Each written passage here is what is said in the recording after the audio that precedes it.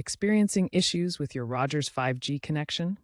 This video guides you through essential troubleshooting steps involving the 5G LTE toggle, APN settings, and coverage checks. As of November 2025, Rogers has expanded its 5G network, but connectivity problems can still occur. Let's address common issues to ensure you get the best possible mobile experience. We will show you how to toggle your network to troubleshoot the connection.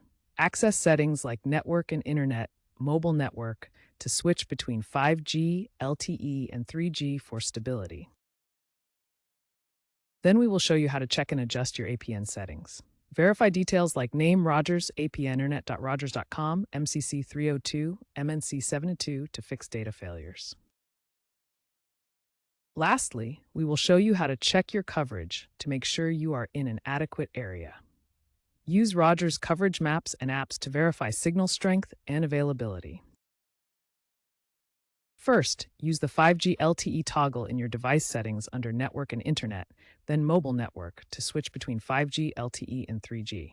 If 5G is unstable, LTE only can provide a more reliable connection. Next, verify your APN settings. The correct settings are typically auto-configured, but manual adjustments may be needed.